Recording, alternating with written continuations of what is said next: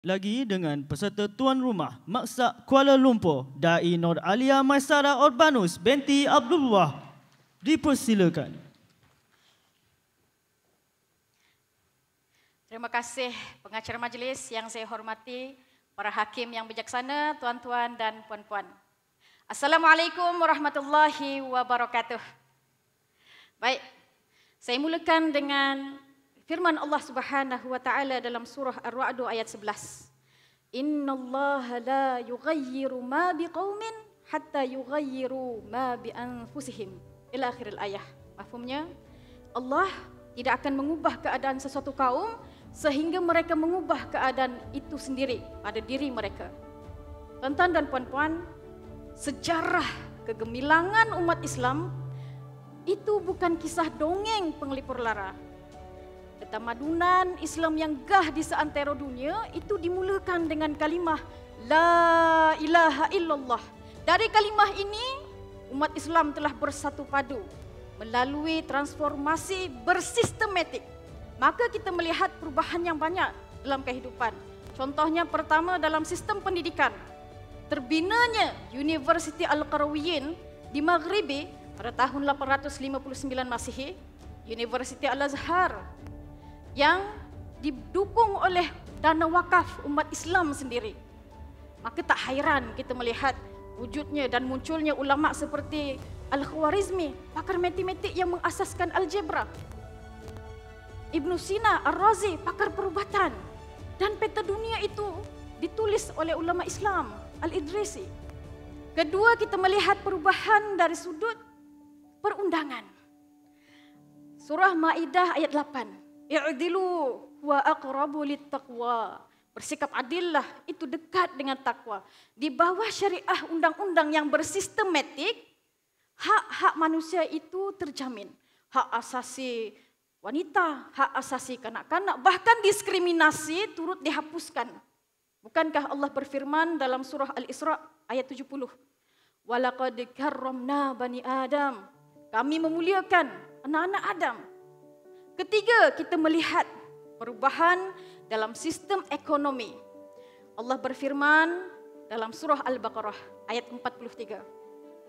Wa aqimus shalah wa atuz zakah. Dirikan solat, tunaikan zakat. Surah yang sama 275. Wa ahallallahu al-bai' wa harrama riba. Allah menghalalkan jual beli tapi diharamkan riba. Jelas di sini etika ekonomi Islam itu mengamalkan pembahagian kekayaan seimbang dengan menekankan fungsi zakat, infak dan mengharamkan riba. Kalau kita lihat hari ini, kita berpijak di dunia yang nyata, transformasi yang moden dikenali juga sebagai transformasi madani. Adakah beza dengan perjuangan umat lepas? Tidak ada. Boleh kita katakan ini adalah usaha meneruskan perjuangan umat yang dahulu. Masya Allah, tuan-tuan dan puan-puan. Dan kita lihat yang amat berhormat Perdana Menteri membawa idea yang sama melalui Malaysia Madani. Dan yang berhormat Menteri Agama telah membawa idea pelan transformasi Al-Falah untuk menegakkan syiar Islam. Dan kita menyaksikan pada 5 Disember 2024, minggu lepas, 2 rang undang-undang yang melibatkan hal ehwal agama Islam itu diluluskan di Dewan Rakyat. Masya Allah. Tapi semua ini tuan-tuan dan puan-puan tak akan berjaya tanpa jiwa yang merdeka. Dan jiwa merdeka itu yang seperti apa? Punya 3 ciri-ciri. Ingat 3 ciri-ciri. Pertama, mesti bebas dari penyakit wahan. Penyakit mencintai dunia.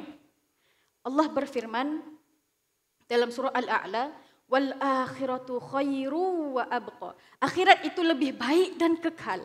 Maka dia tidak akan jatuh kerana pangkatnya ditarik. Dia tidak akan hina kerana hartanya hilang. Dia tidak akan lemah kerana wanita cantik. Kedua, jiwa merdeka itu mestilah bertakwa. Saking pentingnya takwa, Nabi mengingatkan dalam hadis riwayat Ahmad, ittaqillah haitsuma kuntah. Bertakwalah dimanapun kamu berada. Dalam surah Hujurat ayat 13 Allah menyebut, Allah berfirman, Inna akramakum indallahi atqakum. Kalian yang paling mulia di sisi Allah itu yang bertakwa. Kerana orang bertakwa, dia akan melaksanakan amar ma'ruf dan nahi munkar. Dia mulakan dengan diri sendiri kerana dia takut pada ayat 44 surah Al-Baqarah. Atamuruna an-nasa bil bir wa tansawna anfusakum. Kamu menyuruh kebajikan, tapi kamu lupakan diri kamu sendiri. Maka dia faham tentang hak dan tanggungjawab sebagai seorang manusia. Saya berhak untuk hidup, tapi saya bertanggungjawab tidak mencabut nyawa orang lain. Saya berhak untuk beragama. Saya bertanggungjawab tidak menghina agama orang lain. Lakum dinukum waliyadin. Dan tuan-tuan dan puan-puan, jiwa merdeka itu mesti memuliakan fungsi akal. Akal yang rasional membebaskan kita dari kejahilan dan belenggu kejumudan. Malangnya, statistik NHMS 2023 mendapati 1 dari 6 anak kita mengalami masalah penyakit mental. 2 kali ganda semenjak 2019 ketika pandemik melanda. Dan 46% dari mereka ini tak boleh bergaul dengan rakan sebaya. Puncanya 2. 1, krisis institusi keluarga. 2, kerana penggunaan media sosial yang tidak terkawal. Di sini fungsi akal. Akal yang rasional akan mencari solusi yang terbaik. Maka secara kesimpulan keseluruhannya tuan-tuan dan puan-puan, transformasi madani, jiwa merdeka mesti berjalan seiring. Perubahan itu bermula dengan diri sendiri, tapi bergantung pada kekuatan perpaduan kita.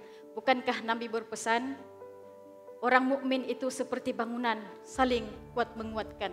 Berpeganglah dengan firman Allah dalam surah Ali Imran ayat 103, wa'tasimu bihablillahi jami'an wa la tafarraqu. Berpegang teguhlah dengan tali Allah, jangan kalian berpecah belah. Akhir kalam, bulat air kerana pembetung, bulat manusia kerana banyak makan, bukan kerana muafakat. Marilah kita bersatu padu mencapai transformasi madani. Wallahu ta'ala a'lam.